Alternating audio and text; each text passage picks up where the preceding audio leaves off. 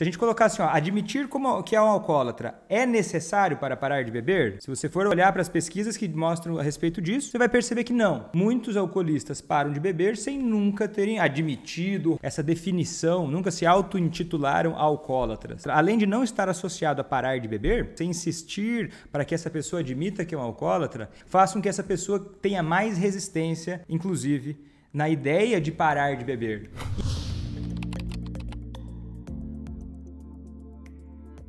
Seja muito bem-vindo, seja muito bem-vinda a mais um vídeo aqui no meu canal, em que eu falo sobre estratégias para você levar quem você ama a parar de beber. O meu nome é Vitor Blasius, eu sou médico psiquiatra e esse vídeo que você está assistindo agora é da série Pergunta para o Vitor, em que eu respondo perguntas ao vivo da minha audiência, né? Eu faço transmissões ao vivo nas minhas redes sociais e respondo perguntas de quem está me assistindo ao vivo no meu Instagram, no meu Facebook e no meu YouTube.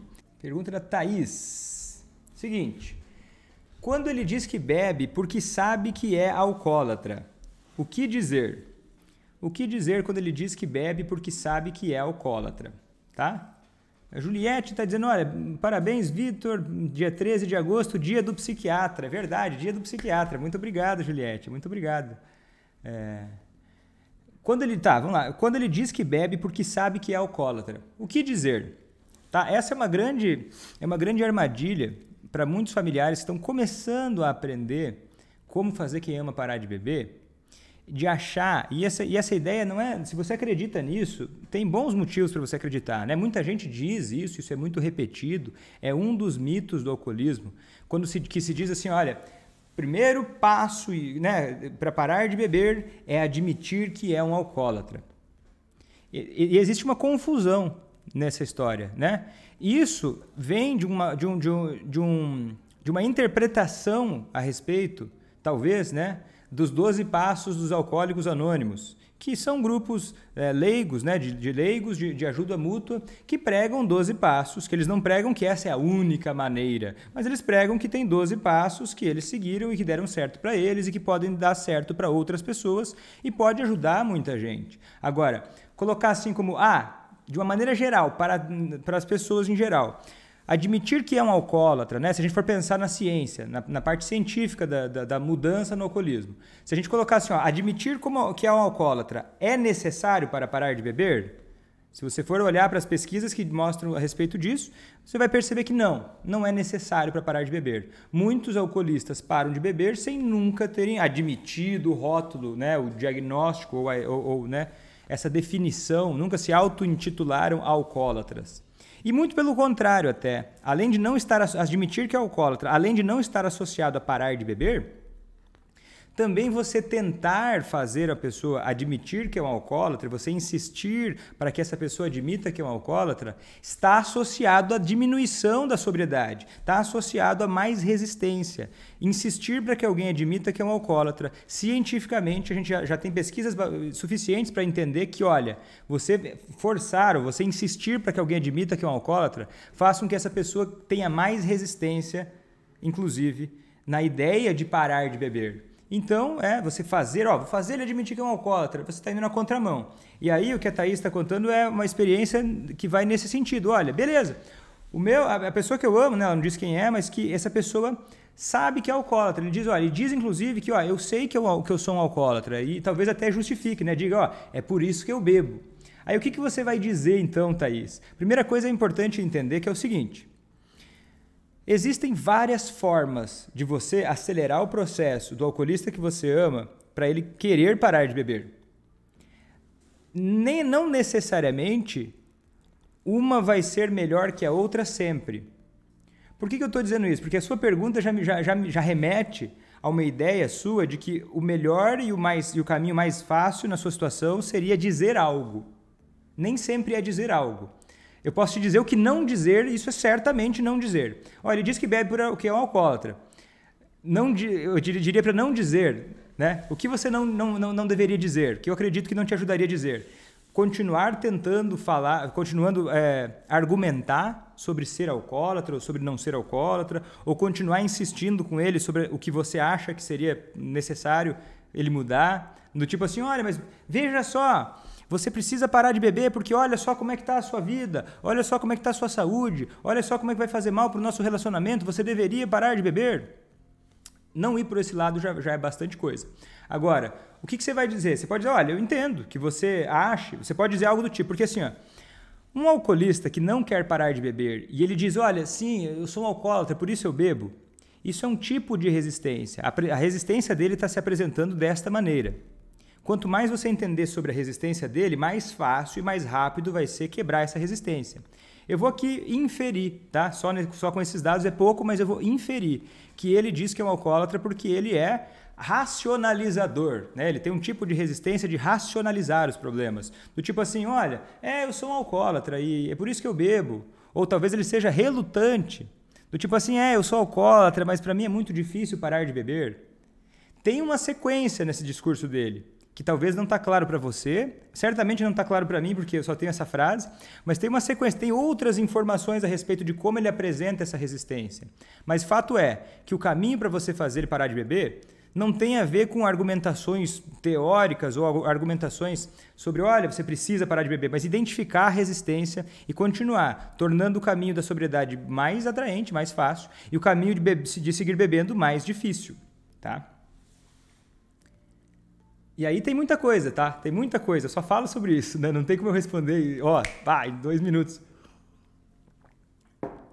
Ou nem 1 hora, né? A gente teria muitas coisas para serem ditas. Luiz está dizendo que já deixou uma pergunta ontem e que vai fazer de novo. Então vamos ver, Luiz. Pode perguntar de novo, Luiz. Vamos ver se eu acho a sua pergunta. Não estou achando sua pergunta, Luiz.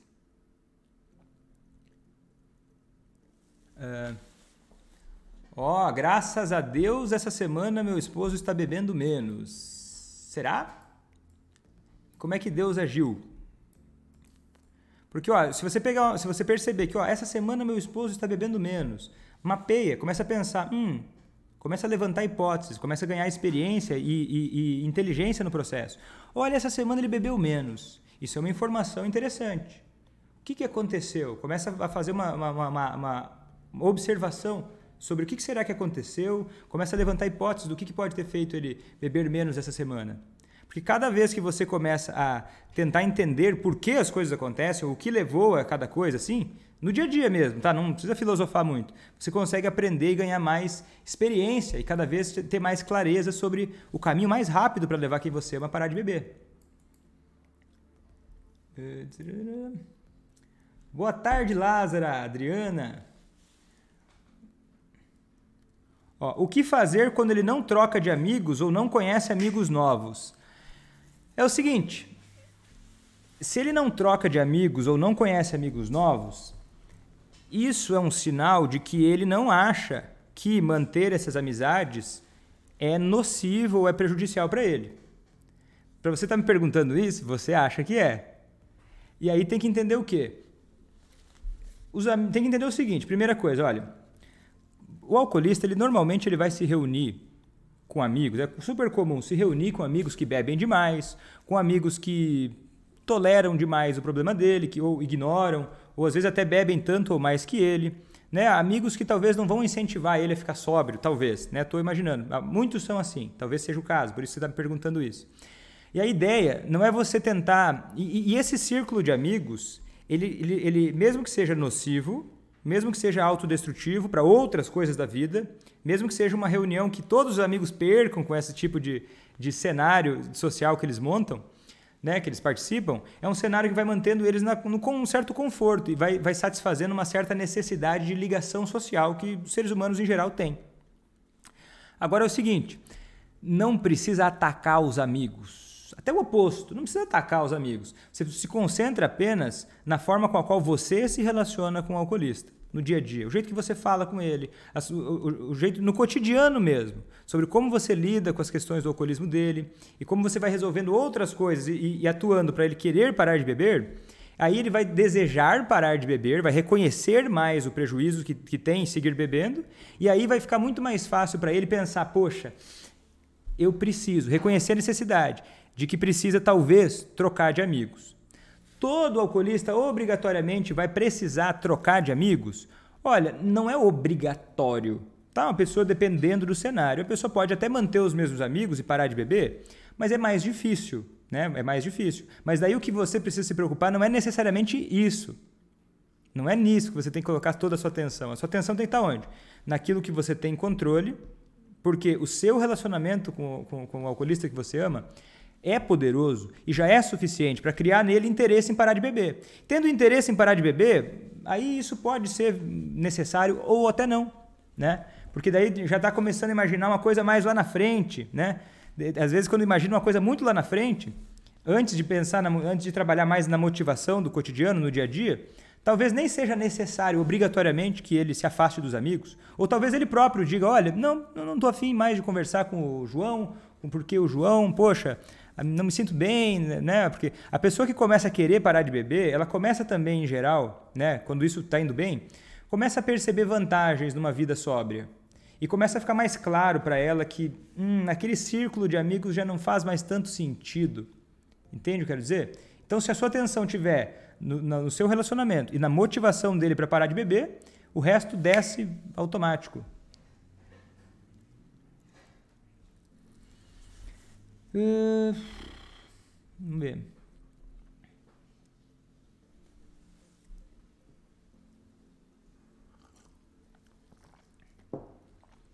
Internei meu filho e ele pensava que era para desintoxicar. Ficou 7 meses.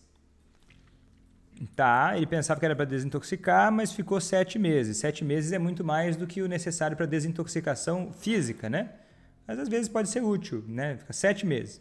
Ficou 7 meses, mas agora eu não entendi se ele ficou 7 meses internado ou se ele só desintoxicou, daí ele saiu, ficou 7 meses limpo e daí recaiu.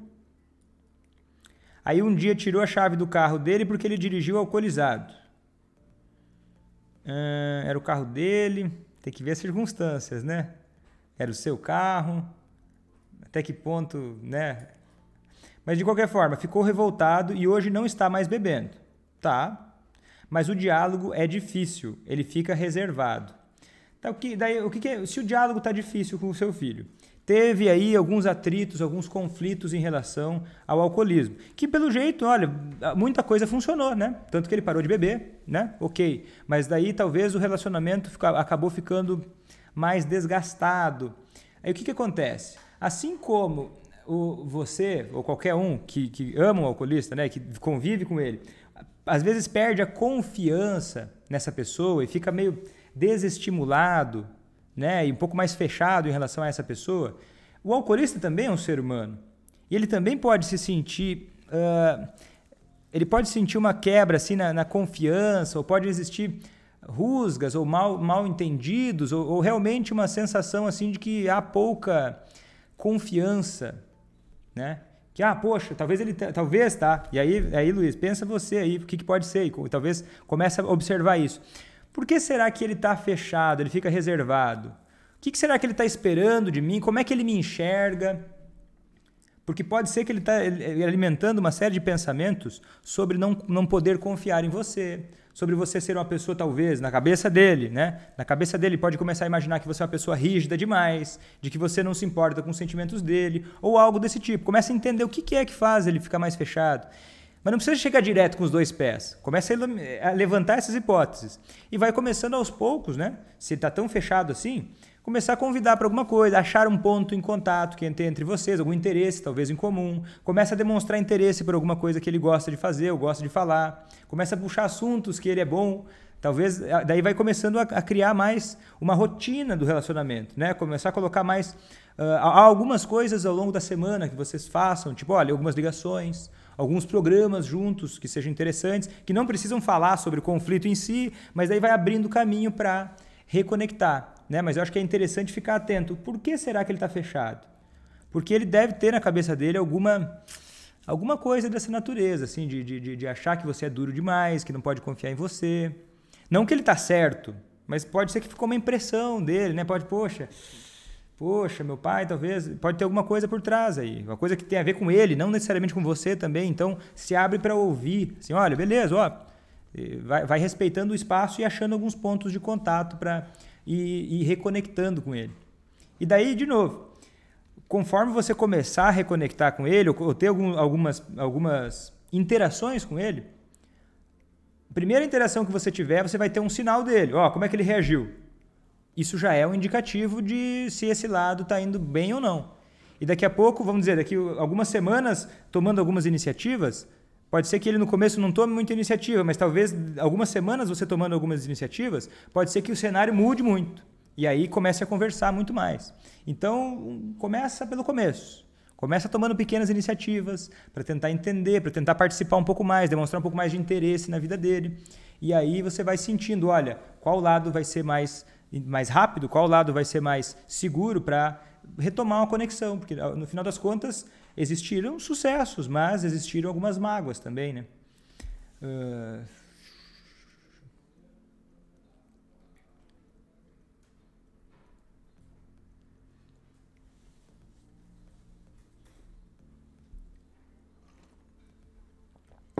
Boa tarde, Vitor. Depois que eu falei que não quero bebidas em casa e me posicionei que não vou beber mais, senti que ele está me tratando super bem. Você acha que é uma estratégia ou viu que mudei? Eu acho que as coisas nem sempre são tão claras ainda. Beleza, ele está te tratando bem. Isso pode ser uma estratégia? Pode ser que ele viu que você mudou? Deixa eu tentar entender qual é a sua dúvida. Estou tentando entender qual é a sua dúvida. Ele está te tratando bem, você acha que talvez isso tenha... Isso pode ter a ver com a sua mudança? Pode ter, certamente tem a ver com a sua mudança. Agora, será que isso deixou ele inseguro em relação a alguma coisa? E daí ele está tentando se esforçar mais? Será que ele está gostando da ideia de não beber mais? Eu acho que nesses momentos a ideia é tentar nunca entrar no raciocínio, tá? Quando você vê, comecei a fazer uma coisa, ele começou a me tratar melhor. Tá? Não entra no raciocínio de que ele quer te manipular ou sei lá. Tá? Não sei, você não falou isso. Mas comece a tentar conversar. Olha, o que você está achando de como essas coisas estão? O que você está pensando sobre o que está acontecendo? Qual a sua opinião? Você está gostando de como as coisas estão indo? E aí você vai começando a coletar mais informações sobre ele, né? Aí você vai saber, você vai sentir melhor. Porque às vezes ele pode estar te tratando melhor porque ele está com medo, talvez, de te perder, não sei, pode ser. Ou pode ser que ele gostou da ideia da sobriedade, se animou, se inspirou com você. Pode ser. Mas eu acho que sempre que tiver a oportunidade de trazer um pouco mais de clareza, de ouvir da boca dele o que ele está achando, ou pelo menos a opinião dele, facilita para você sentir o terreno melhor. Beleza, Rita, olha só. Meu esposo está sem beber há 6 dias. Está estressado, irritado. Como agir nesse momento? Cara, esse é um momento de vitória. Né? São 6 dias. É uma vitória. É uma vitória. Não sei, talvez. Estou imaginando que é uma vitória. Né? Para você estar contando assim, acho que parece que, olha... E muitas vezes é sim uma vitória. Né? Só que ele está mais estressado e irritado. Isso pode ser devido à dificuldade de lidar com a vida sóbrio. Pode ser que ainda tenha alguns sintomas de humor, da abstinência, né, por estar há pouco tempo sem beber. Né? Conforme os dias vão passando, isso tende a melhorar. Pode ser que tenha algum problema de humor que tem por trás. Mas assim, tem que esperar pelo menos umas 2, 3 semanas para saber mais ou menos o que significa ele estar mais estressado ou irritado. Se ele melhorar, depois de umas 2 ou 3 semanas, ficar assim, melhorar bastante o humor, era o álcool e vida que segue, tá tudo bem. Agora... Eu acho que, como agir nesse momento, eu acho assim, Rita. Beleza, o time tá ganhando. Tá, o time tá ganhando, mas tá difícil, tá complicado. A gente tá numa parte difícil, mas a gente tá avançando. Como lidar agora? Paciência dobrada. Paciência dobrada, porque assim, certamente para ele tá difícil. E mesmo assim ele tá se esforçando, né? 6 dias, pô, isso é muito admirável, entendeu? Então tenta lembrar que, olha, cara, ele tá irritado, ele tá um saco, ele tá um chato. Mas, olha, isso tá segurando firme, tá seguindo firme. Isso é digno de reconhecimento, né? Já que você quer ver ele sóbrio, talvez é um momento de ter um pouco mais de tolerância, né? É transitório, tende a ser transitório, né? E a sua tolerância nesse momento vale mais do que em outros momentos até. Agora é o momento assim, que aquele gás final para ter tolerância vai valer dobrado. né? Porque às vezes ele já está irritado, e aí você também fica irritado, daí você fica sem paciência, daí você estoura com ele, aí estoura o limite dele de lidar com as emoções, ele vai lá e acaba bebendo de novo. Então assim, ó, de boa, vamos tentar agora fazer alguma coisa legal, respeitar o espaço dele, né? Agora ter um pouco mais de tolerância com algumas coisas que possam ser um pouco chatas, porque depois a recompensa é grande, né? Para esses momentos, né? Hoje faz 27 dias que meu esposo não bebe nada de álcool. Que coisa legal, Daiane, coisa boa. Mas depois que passou muita humilhação que passei, ele aceitou fazer um propósito comigo para tentar salvar nosso casamento. Estamos fazendo um jejum em Cristo, todos os dias nos ajoelhamos e oramos por essa libertação. Esse jejum é de 30 dias. Faltam 4. E acredito que ele provou para ele mesmo que pode ficar sem a bebida. Não, Daiane, vai com calma, segura a onda, beleza, legal, coisas evoluíram, coisas melhoraram. Mas assim, é muito mais fácil fazer uma dieta no primeiro mês. É muito mais fácil você tentar salvar o casamento dando flores para quem você ama toda semana durante um mês. Isso não prova que é capaz de fazer isso para sempre. Então calma, não é tão fácil assim. E não entende assim, agora ele viu. Agora, porque senão você vai pensar o quê? Agora ele viu que ele pode ficar sem bebida. Então se ele recair, quer dizer que ele está de sacanagem. Não, calma aí. É muito importante considerar o seguinte, que olha, beleza, foi uma coisa horrorosa que aconteceu e daí, beleza, essa coisa horrorosa que aconteceu, esse susto, fez ele começar a se esforçar mais. Mas a tendência de qualquer ser humano é quando as coisas começarem a ficar na média, essa tensão vai diminuir. E a tensão diminui um mês, diminui outro mês, daí daqui a pouco fica sem beber mais um pouco. E aí quando parece que já não é mais um risco perder o casamento, aí pode ser que tropece. Porque talvez ainda não teve muita maturidade num processo da sobriedade. Então assim, beleza, comemora o que aconteceu, mas observa isso com maturidade. Né? Se for acontecer tem que ver assim, ó, continuar estimulando né, as coisas boas do relacionamento, que você já viu que ele valoriza, que você já viu que isso importa muito para ele.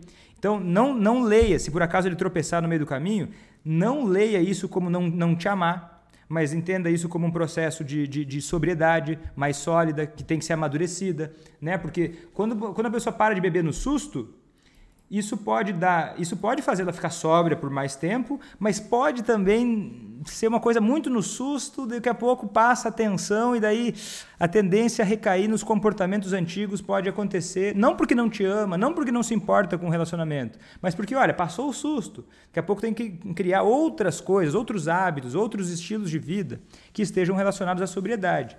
E se por acaso tropeçar, não significa que não te ama. Mas é interessante que você continue na direção de, olha, incentivar a sobriedade, não incentivar o alcoolismo, manter o diálogo, né, o diálogo bom. Gisele, eu tava assim, tá cheio de pessoas que falam que não vão beber na quaresma e logo faz igual o Judas, traz Jesus e bebe na quaresma, tipo isso? Não tipo isso. Não, do jeito muito mais light, né? Não é traição. É que assim, a gente colocar assim, é como se a gente pensasse assim, ó, você não tem nenhum, você não tem nada, você é perfeito, né? Você é bem melhor que todos nós. Vou te provocar um pouco agora. Você é bem melhor que todos nós. Eu falei pra vocês que eu tô quase um mês, não tem nada a ver com a quaresma, mas eu tô quase completando um mês sem Coca-Cola. E aí, se eu tropeçar na Coca-Cola, quer dizer que eu sou um traidor tipo Judas? Tipo, é uma coisa tão negativa assim? Assusta a ideia da mudança, pensar que, poxa, se eu por acaso tropeçar, isso significa que eu sou uma pessoa horrorosa? É muito pesado, entendeu? É uma coisa, cria uma sensação muito pesada em relação à mudança, que pode até causar um efeito contrário, entendeu? Beleza, a mudança é importante, é legal manter hábitos melhores, mas olha, se houver um tropeço, isso não necessariamente está tudo perdido, porque se houver um tropeço e a pessoa tiver na cabeça de que, olha, ai meu Deus, eu sou um traidor igual o Judas, ela vai se sentir muito mal e daí um tropeço vira uma recaída, entendeu? Mas daí não é igual o Judas, né? Não coloca tanto peso assim, senão fica pesado demais. Tô parando com a coquinha, Suzy, faz quase um mês. Geladinha, um dia de cada vez. Dá vontade, principalmente sábado, no almoço, ou quando tô assistindo um filme, comendo pipoca. Mas tô firme.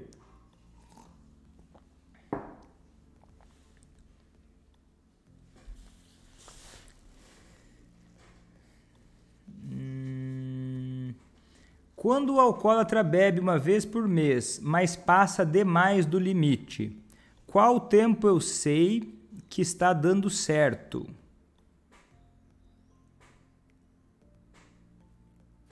Eu não sei se eu entendi a pergunta. Não sei se eu entendi a pergunta. Se ele bebe uma vez por mês, mas passa do limite. É que acho que eu não entendi a pergunta, Cíntia. Desculpa. Quanto tempo, sei lá, quanto tempo? 6 meses? É que não é só tempo, sabe? Não é só tempo que diz se a sobriedade está madura. Não é só tempo de ficar sem beber que diz que a sobriedade está sólida. Não é só tempo. Às vezes uma pessoa que ficou, sei lá, 30, 27 dias sem beber, conseguiu nesses 27 dias uma sobriedade mais sólida porque mudou pensamentos, porque mudou o estilo de vida, porque se engajou em outras coisas na vida, porque começou a se dedicar em outras coisas, né, para que a sua vida ficasse mais valiosa sem envolver o álcool. E às vezes fez isso em 27 dias, enquanto outras pessoas ficam 2 anos aí com uma sobriedade meia boca. E aí não quer dizer nada. Tempo de sobriedade não quer dizer tanto assim, tá mais maduro. Né? Tempo de sobriedade não diz muito. É a maturidade dessa sobriedade que vai dizer. 27 dias pode ser mais forte do que talvez 5 anos de uma sobriedade no osso. Que ficou sóbrio porque largou tudo, porque não se conectou com mais nada na vida e ficou sem respirar durante 5 anos. Né? Manteve uma vida pobre, uma vida ruim. E aí a primeira coisa que acontecer de ruim, não tem um estilo de vida que seja mais equilibrado, que seja mais interessante, aí é uma sobriedade muito fajuta. Né? Fajuta no sentido assim, não que a pessoa é má, mas que foi uma sobriedade imatura, né? Que não amadureceu. Obrigado, Miriam! Parabéns por não estar sem coca. Só por hoje, tá? Só por hoje. Né? Mas é legal, eu acho legal. Eu recomendo que vocês façam isso. Vitor, você vai ficar sem tomar coca para sempre? Não sei, tá? Não bota essa pressão. Mas estou parando agora. Eu acho que é legal a gente sempre se desafiar a tentar ser melhor. Sempre que a gente puder, a gente eu acho legal, acho uma coisa boa. Pelo menos isso faz eu me sentir bem comigo.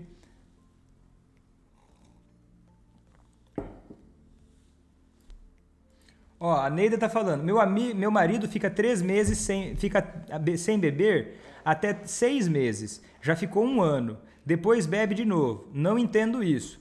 Neida, é porque você ainda tá tudo certo. Olha, é porque você ainda não entendeu o alcoolismo e a recuperação dele.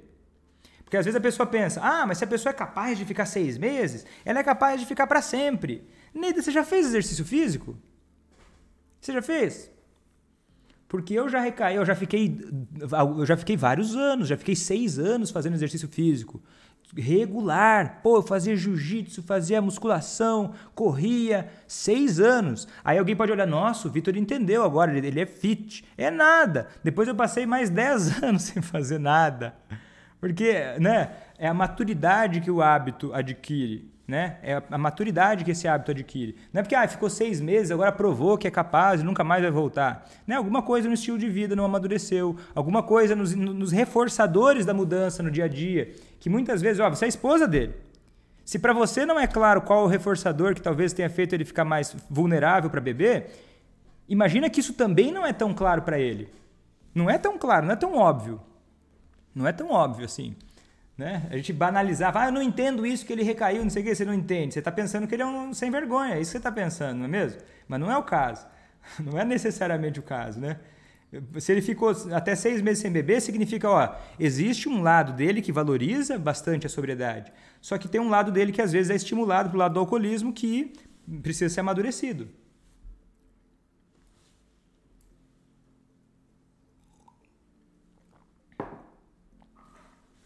Boa, Lázara. A Lázara já está 20 anos sem coca, né? 20 anos sem coca. Obrigado, Suzy. Dia do psiquiatra, né? Eu tenho muita alegria de ser psiquiatra. Tenho muito orgulho.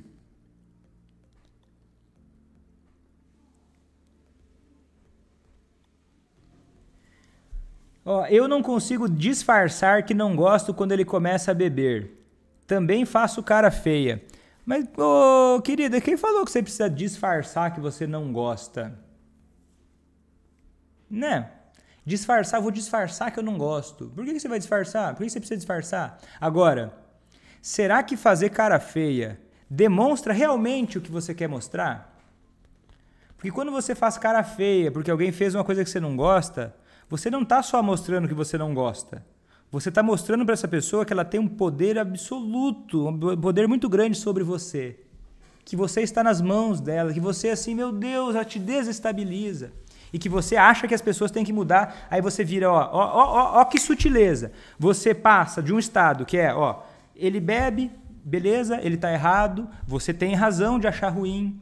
Agora, quando você começa a fazer cara feia, fica bravo e começa a querer cobrar dele que, ele não deveria fazer isso, não sei o quê, começa a ficar bravo, começa a fazer cara feia, você passa a ser a pessoa que tinha razão, a pessoa que estava certa, a pessoa que estava no controle, e você automaticamente passa a ser percebida como a chata, que não entende, que quer tudo do jeito dela, aos olhos dele, não é mesmo? Não parece uma coisa assim? Então, assim, fazer cara feia quando alguém não faz o que a gente quer, será que é? É isso que eu quero dizer. Não que você tenha que disfarçar que não gostou, mas será que não existe uma forma que você possa demonstrar que você não gostou e, ao mesmo tempo, não te coloque nas mãos dele para ele manipular a sua vida, os seus sentimentos e tudo? Porque não é ele que está pegando isso, é você que está dando. Tá entendendo? É uma postura mais assim, peraí, eu não gosto que você vá beber. Eu acho assim, tipo assim, pensa o seguinte, uma mãe que quer tirar o doce da boca de uma criança. Aí toda vez que vai tirar o doce da boca da criança fica brava. E a criança vai começar a reclamar, se revoltar, vai começar a ficar mais resistente. Porque a mãe fica brava quando a criança pega o doce. Agora pensa que essa mãe está tirando o doce da criança e está fazendo de uma forma que faça parecer que o doce é uma escolha ruim, é uma escolha tola, é uma escolha boba. Percebe a diferença que dá?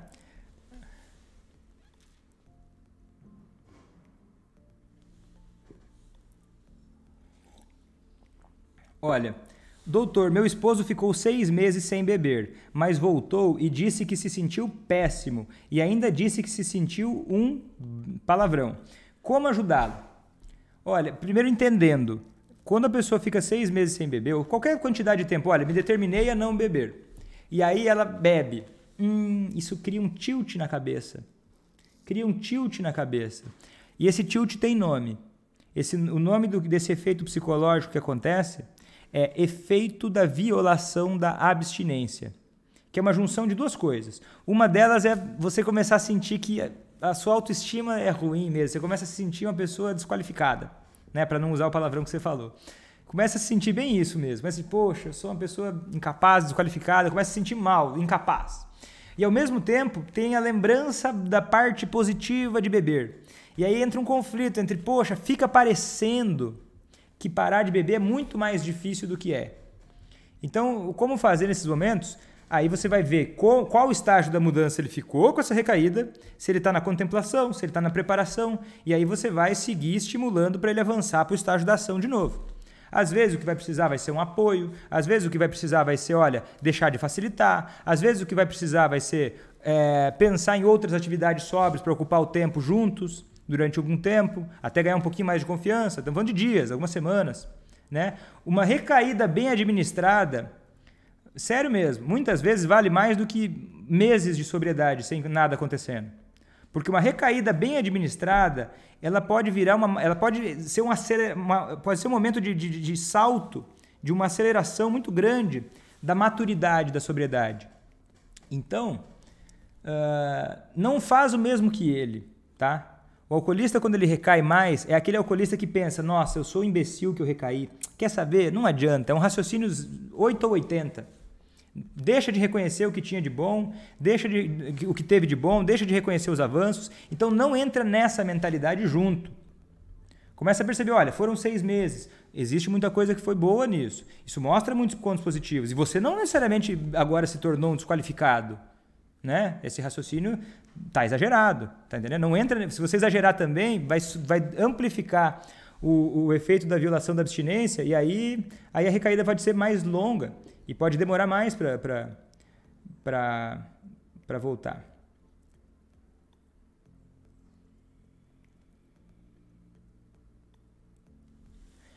É complicado não fazer cara feia.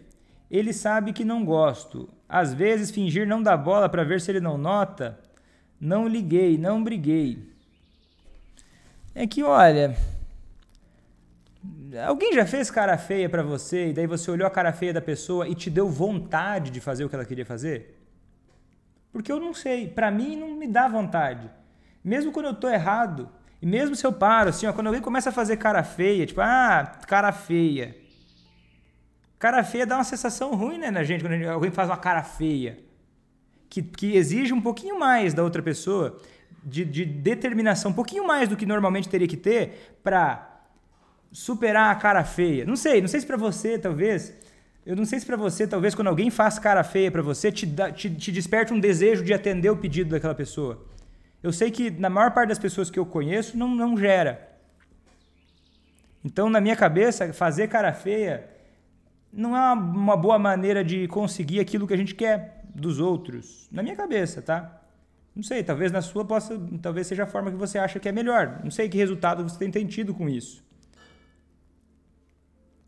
Ó, é que isso que eu queria muito saber, se fazer cara feia não é o correto. Então segue acompanhando, né? Você, além de nos ajudar sobre entender o alcoolista e como ajudá-lo a parar de beber, você fala e passa tanta informação que nos ajuda em outras áreas da vida. Que legal, cara. Fico muito feliz. Gratidão. Fico feliz também aqui. Mas é a parada, né? É a parada. É um crescimento para você, né? São habilidades para você. Obrigado pelo dia do psiquiatra. Ó, doutor, eu falei para meu amigo que não vou mais dar dinheiro para ele beber e nem pagar a dívida de bar. Será que fiz certo?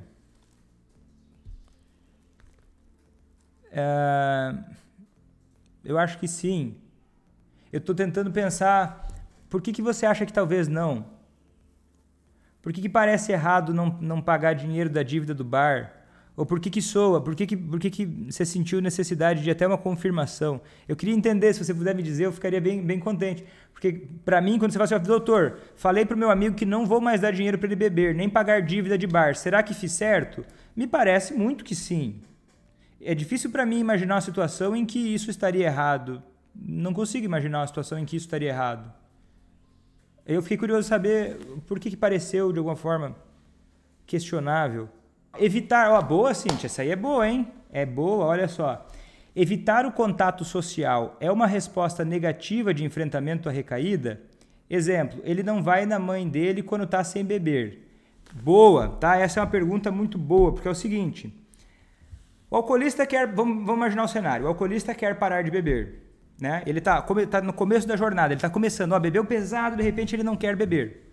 E ele começa a evitar pessoas, hábitos e lugares que facilitariam ele beber, que ele ainda não se sente forte o suficiente para encarar. Eu acho que isso é muito positivo, tá? É uma estratégia baseada em ciência de prevenção de recaída. O engano aqui que algumas pessoas podem fazer nisso, e às vezes até alguns profissionais fazem, é o seguinte... confundir o enfrentamento das situações para alguém que tem, por exemplo, um problema de ansiedade, né? Ansiedade, eu tenho medo de andar de elevador. Qual que é o tratamento para o medo de andar de elevador? É a exposição, gradual, mas é a exposição, né? Você se expor aos seus medos é uma boa forma de diminuir o medo. Agora, no alcoolismo, o processo é diferente. Um período de evitação, que pode ser breve, ou até algumas vezes pode ser permanente, pode fazer parte, né, necessária de uma jornada de amadurecimento da sobriedade. Por quê? Às vezes, ele não vai na mãe dele quando está sem beber. Então, ele já reconhece que ir na mãe dele é um gatilho, e talvez esse gatilho seja muito difícil de resistir, e ele sabe que às vezes ele pode beber por impulso, e ele não se sente pronto para fazer isso, e aí ele não vai. Boa! Só que o negócio é o seguinte... Viver só evitando tudo, você pode evitar algumas coisas, e talvez existam algumas coisas que precisam ser evitadas para sempre, né? Talvez alguns amigos, talvez algum bar que bebia antes, possa ser necessário evitar esse tipo de situação para sempre. E outras situações na vida, é interessante que seja amadurecida a sobriedade, para que essa pessoa que está parando de beber possa ter maturidade e desenvolvimento em outras áreas da vida, para conquistar um estilo de vida em que o álcool já não faça mais tanto sentido. E aí, porque só evitar as coisas pode empobrecer muito a vida, e com a vida muito pobre, o repertório de comportamentos positivos ser menor, aí a chance de recaída é maior. É sobre isso que eu estou falando quando eu digo a maturidade da sobriedade. Então, eu considero uma maturidade muito grande uma pessoa que parou de beber e que, inclusive, está evitando lugares. Tá? É uma estratégia de prevenção de recaída. Né? Famoso Marlatt e Gordon, né? que escreveram bastante sobre prevenção de recaída. Porque ele diz que vai parar, fica 1 semana e 2 e volta. Está 1 semana sem beber. Porque ele queria parar e aí ele não conseguiu. E aí, a hora que ele não conseguiu, ele rodou na roda da mudança e aí diminuiu a motivação. E aí, talvez, de novo, ele quis parar. E aí, ele tropeçou. Aí, ele tropeçou, desanimou. E aí, depois, ele tentou de novo. Aí, depois, ele tropeçou.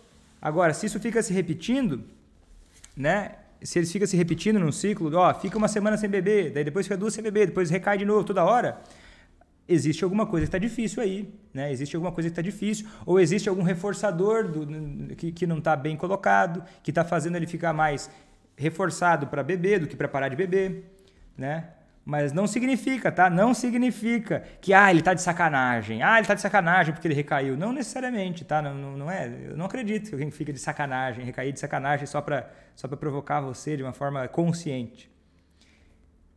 E quando a mãe dele também bebe, você cuida dele, você cuida do seu relacionamento com ele, você pensa nisso.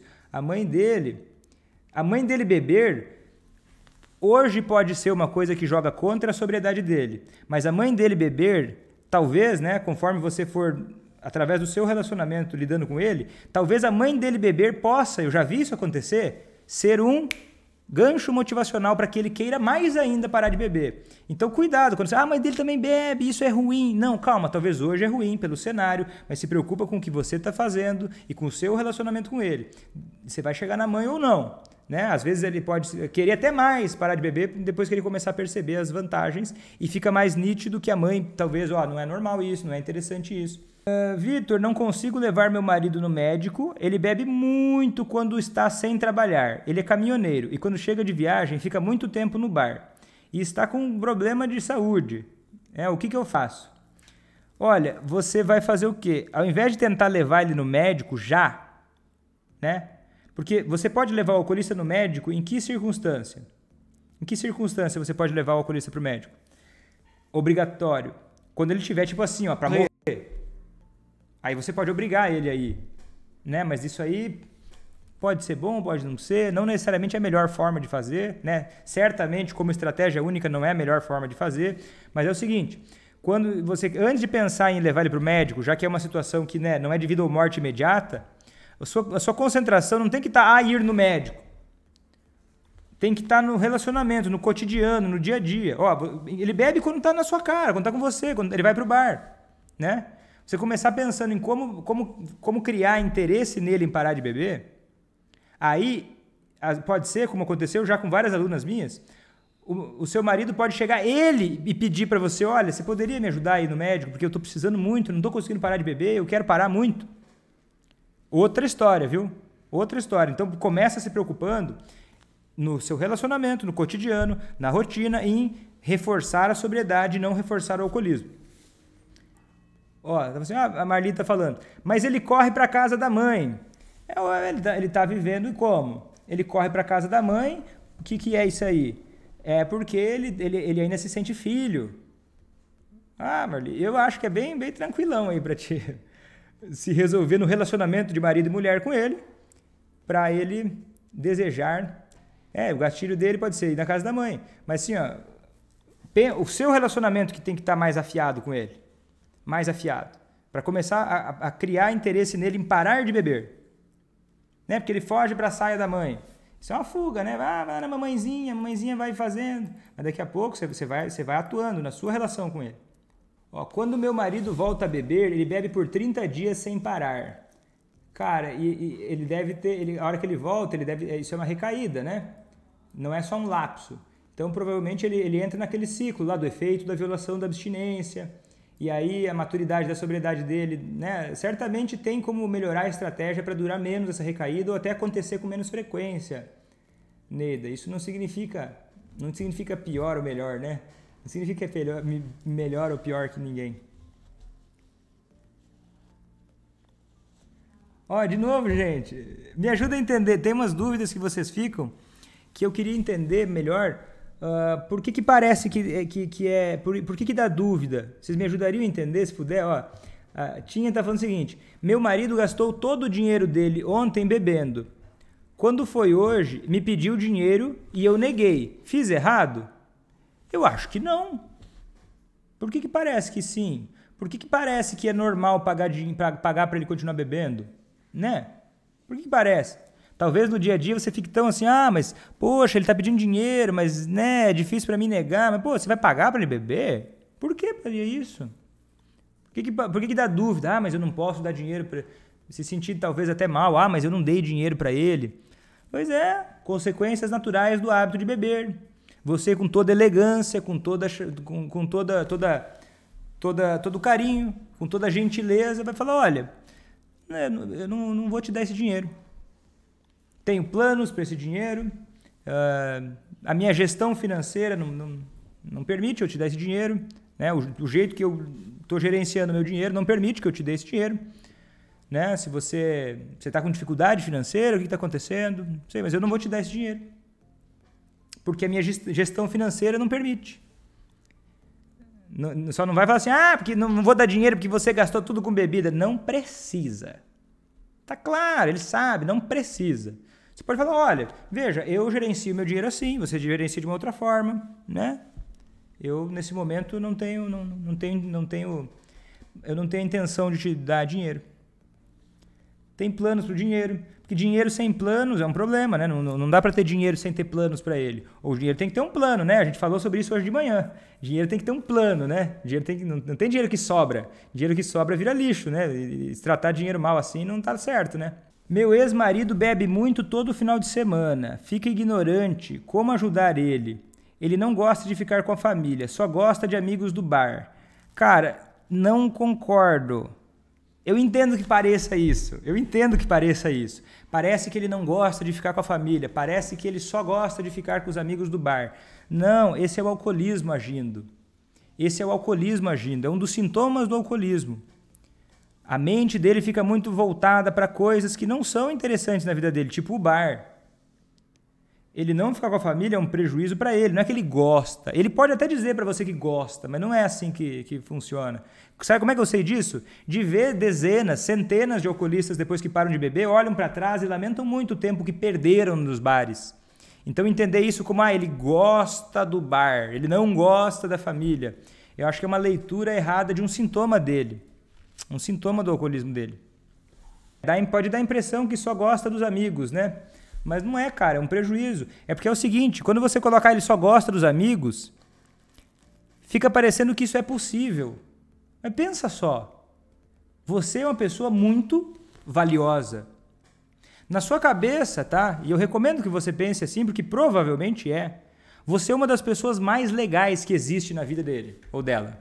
Você é uma das pessoas mais valiosas que existe na vida dele ou dela. Mesmo que você não sinta isso. Mas você é, certamente. Quem é que está aqui, meio-dia agora, uma galera aqui, assistindo sobre como fazer quem parar de beber. Você certamente é talvez a melhor pessoa que ele tem por perto, a pessoa mais valiosa. Ele passar mais tempo com amigos ou com o bar, você tem que ler isso como, cara, não faz sentido. Não faz sentido. Entende? Talvez assim ajude você a perceber que, olha, não é que ele gosta, é que essa doença dele faz ele tomar decisões estúpidas. Estúpidas. Porque é ridículo ficar no bar ao invés de querer passar tempo comigo, com os filhos. Porque é ridículo. E olha, eu vou te dizer, os alcoolistas, a maior parte deles, tá? A imensa maioria deles, quando começa a olhar para o que eles fizeram com o tempo deles, enquanto estavam bebendo, isso até é um obstáculo a ser superado para eles aguentarem lidar com a vida em sobriedade. Porque eles olham para isso e, poxa, meu Deus, eu passei 10 anos ignorando meu filho, minha filha. Meu Deus, que coisa horrorosa. E começam a achar, eles também achar que, meu Deus, então eu sou uma pessoa ruim. Não, cara, isso é o alcoolismo. O alcoolismo é uma merda. Ele faz essas coisas.